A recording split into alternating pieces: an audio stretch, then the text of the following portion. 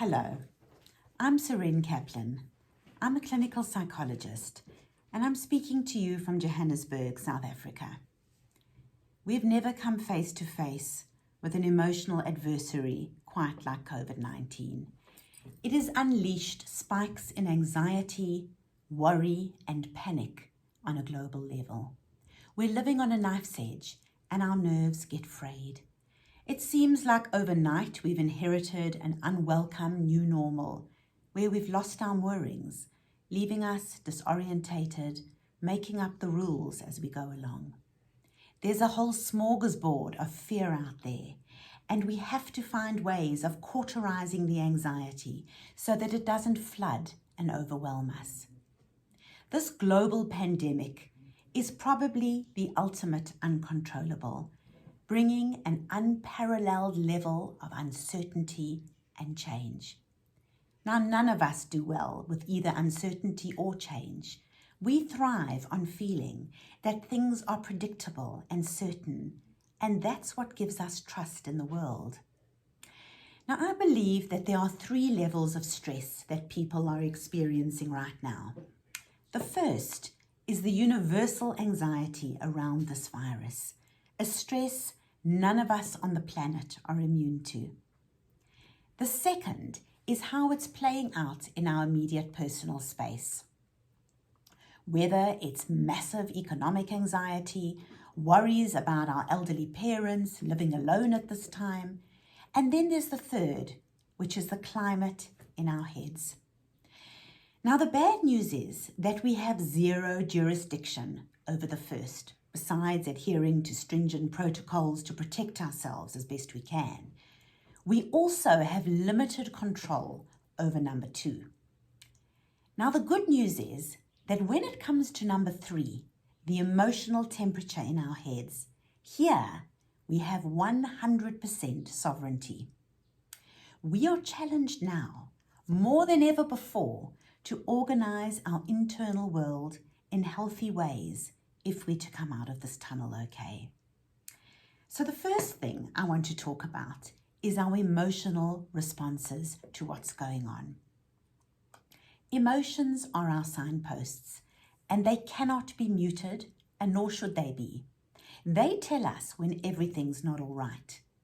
This is a time where we have to be emotionally agile and do a personal audit, tracking what we're feeling. Just like we've had to up our game with our physical hygiene, we have to sharpen our pencil in practicing emotional hygiene. Emotions need motion. We are hardwired for connection, and social distancing doesn't equal social disconnection, nor should lockdown mean lock out. This is a time to reach out. Our digital age is custom made for this. While we can't be together, we can keep connecting. This is a survival technique. It is an essential anchor that will scaffold us when we need it most. Now, during this time, many of us are experiencing trauma, which happens when we feel helpless and out of control. Our evolutionary protective mechanisms of fight, flight, and freeze kick in when we feel under threat.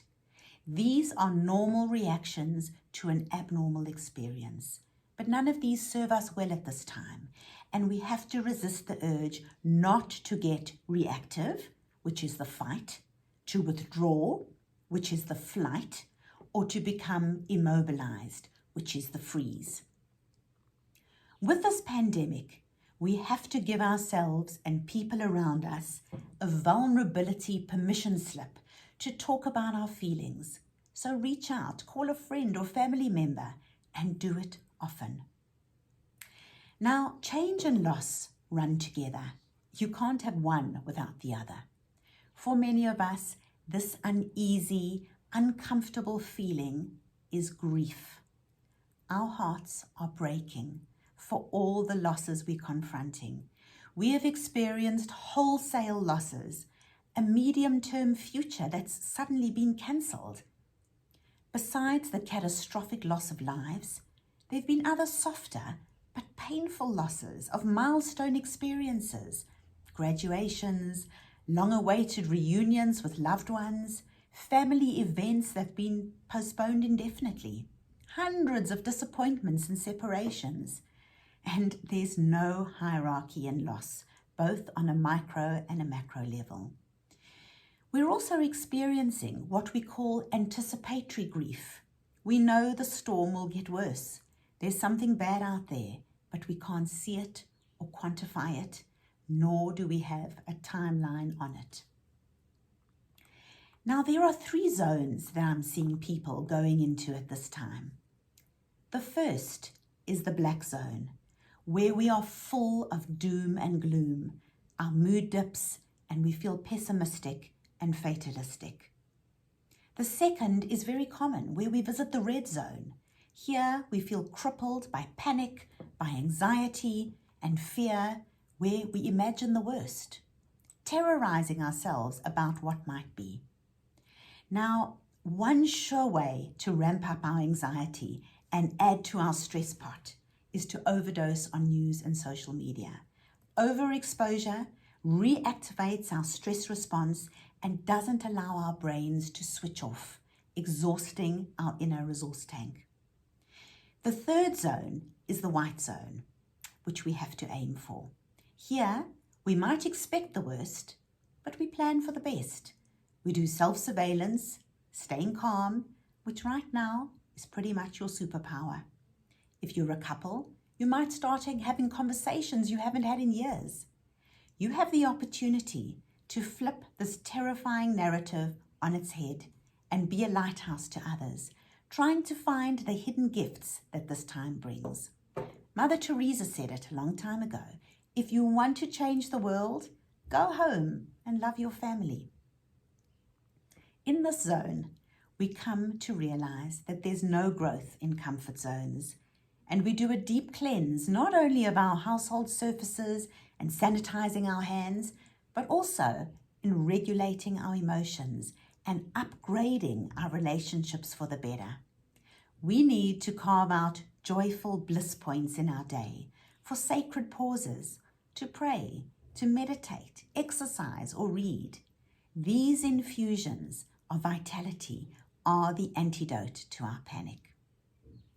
Now, we do know that this will pass, and we will be left ultimately with the legacy of who we were or who we became as Covid-19 ransacked our world. We need to take inventory on which zone we've been living in. So be a good custodian of your headspace right now. Decide how you'd like your post-corona story to read. May we all be blessed to come out of this not only with our physical health intact, but our mental health too.